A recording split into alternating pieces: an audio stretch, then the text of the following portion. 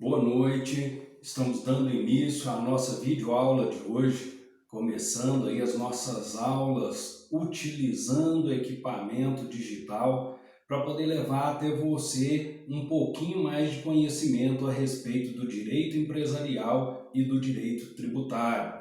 Essas aulas são enfocadas no âmbito das disciplinas dos cursos de Ciências Contábeis, Administração.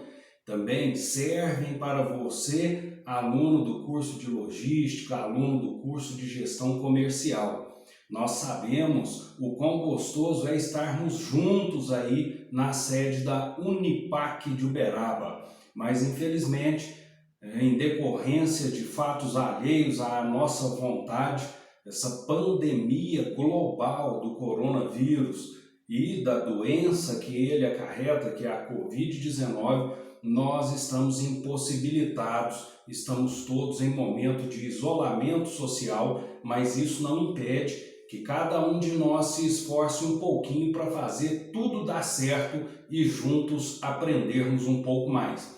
A aula de hoje vai falar sobre empréstimo compulsório. Nós até já iniciamos um papo a respeito na sala de aula e eu não sei se vocês se recordam, mas nós dissemos que o empréstimo compulsório é um tipo de tributo raramente visto no Brasil.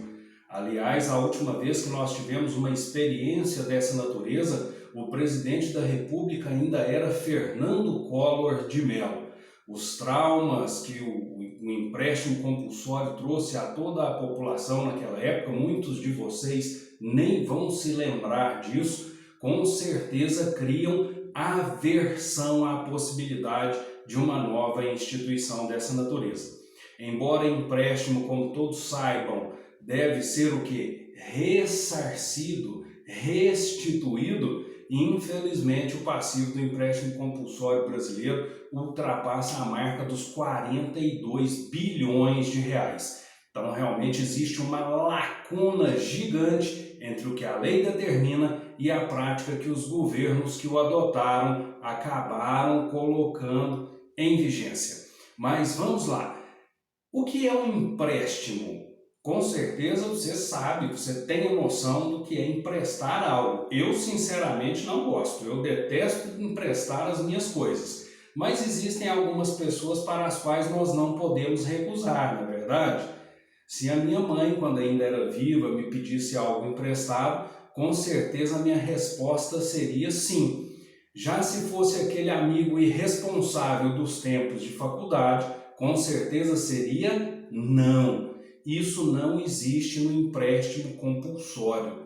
Na realidade, como o próprio nome diz, a ação é obrigatória.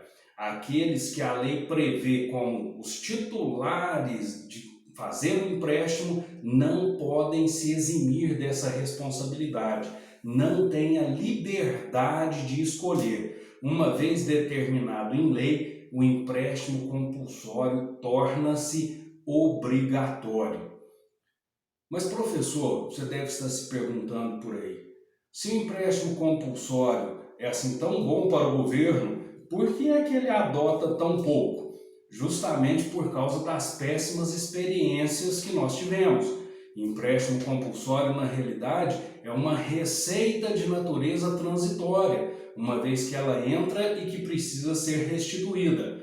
Como os governos brasileiros têm a péssima mania de dar calote, de não pagar aquilo que devem em termos de empréstimo compulsório, infelizmente a justiça se vê simplesmente lotada de processos de pessoas e empresas que tentam receber esses valores de volta.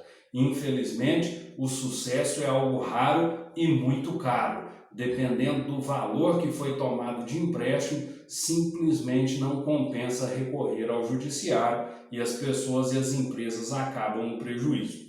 Além disso, o empréstimo compulsório precisa de algumas situações específicas para que ele possa ocorrer.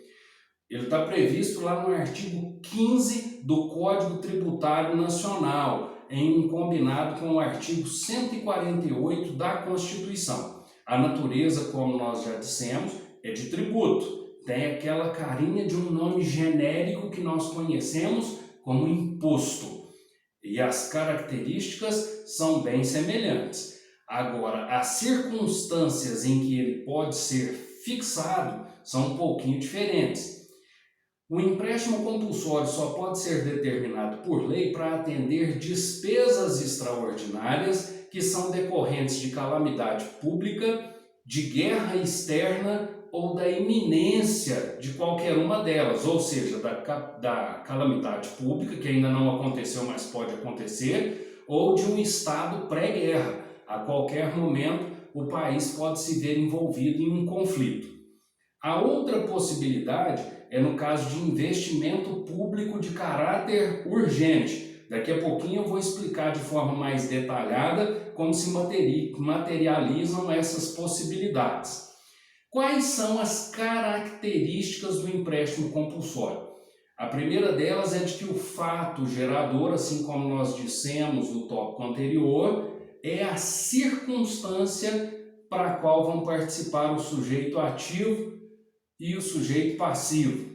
Ou seja, o sujeito ativo participa pagando, o sujeito passivo vai participar investindo. E essa circunstância será a calamidade pública, ou o investimento emergencial, ou o estado de guerra. Se nós não tivermos nenhuma dessas circunstâncias materializada, o fato gerador simplesmente não se concretiza. Outra característica é de que, após o tempo fixado em lei, os valores recolhidos por intermédio do empréstimo compulsório devem ser restituídos. Tá ok. Então vamos a cada um dos cenários em que o empréstimo compulsório pode ser cobrado. Lembrando que existe a exigência de fixação por lei. O primeiro deles é o estado de guerra. Graças a Deus, o Brasil é um país pacífico que não se envolve diretamente em conflitos. E o nosso último esforço de guerra grandioso, aquele que realmente demandou recursos extraordinários do país, foi a Guerra do Paraguai, isso lá no século XIX. Aqui a aula não é de história, mas nós estamos apenas exemplificando há quanto tempo o Brasil não se envolve em uma situação como essa. Graças a Deus, né, gente? Brasileiro nem bom de briga é. Nós gostamos mesmo de muita alegria, felicidade, música e de estarmos juntos aqui tentando construir um pouquinho mais de conhecimento, mesmo que distantes um do outro, intermediado pela câmera que está viabilizando a captação dessas imagens. Além da guerra, nós vamos poder também trabalhar com a possibilidade do empréstimo compulsório quando nós tivermos a necessidade de um investimento emergencial. E emergencial significa que eu não poderia prever essa despesa. Ocorre, por exemplo, se nós tomarmos o aquecimento global como nosso pano de fundo para a discussão. O aquecimento global é um fenômeno que não é recente, todos nós de alguma forma já ouvimos falar e que mexe com as forças da natureza. O Brasil é um país que depende de recursos hídricos para a geração de energia elétrica. A base de sustentabilidade da energia brasileira vem das hidrelétricas. Imaginem vocês que o fenômeno do aquecimento global seja acelerado e acabe por prejudicar a geração de energia, exigindo um investimento emergencial na construção de parques eólicos, uma tecnologia que o Brasil nem domina, afinal de contas, menos de 1% do nosso potencial energético vem de parques eólicos. Com certeza, o país não teria dinheiro suficiente para fazer os investimentos necessários para viabilizar essa geração de energia em caráter emergencial. Estaria aí autorizado a instituição do empréstimo compulsório. E qual é a última delas? Bom, a última delas está diretamente relacionada a esse momento que nós estamos vivendo hoje, que é o da pandemia global pelo coronavírus e pela nefasta Covid-19. A doença que o vírus acarreta e que tem ceifado vida de milhares de pessoas pelo mundo afora. nós estamos vivenciando um caso de calamidade pública. Como todos vocês devem estar acompanhando pelos telejornais, são muitos investimentos que estão sendo feitos para estruturar a saúde brasileira para que nesse momento de crise seja possível dar atendimento a todas as pessoas, algo que agora ainda não é possível, mas nós já vemos hospitais sendo construídos em tempo recorde, vemos a aquisição de equipamentos de saúde e principalmente dos respiradores, que são muito caros. Vários profissionais também estão envolvidos nesse esforço. Tudo isso demanda muitos recursos financeiros. Isso já está em tramitação no Congresso Nacional. Eu mandei para vocês na última aula o projeto de lei. É um projeto para transformar em lei a possibilidade de captação do empréstimo compulsório sobre o lucro líquido de grandes empresas. São empresas multimilionárias, é verdade. Mesmo assim, o remédio mostra-se amargo. Afinal de contas, nenhuma das empresas deseja abrir mão de seus recursos. Mas eu confesso a vocês que acredito ainda ser melhor esse remédio amargo do que aumentar a carga tributária do já sofrido povo brasileiro, o que consequentemente acarretará ainda mais desemprego do que aquele que está sendo ocasionado em razão da doença fruto dessa pandemia global. Empréstimo compulsório pode ser instituído pelo Congresso Nacional a qualquer momento. Agora, o que nós todos sinceramente esperamos é que essa crise passe antes de tudo isso ser necessário.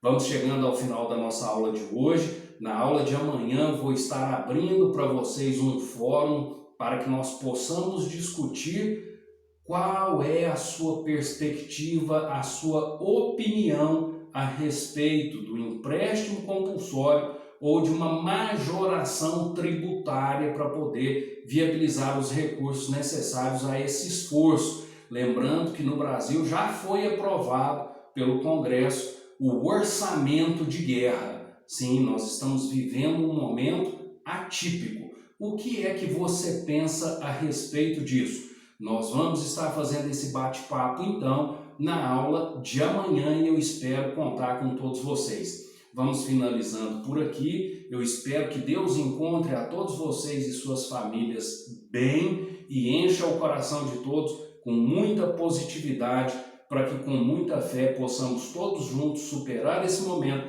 e em breve estarmos juntos uma vez mais na Unipac de Uberaba. Até lá!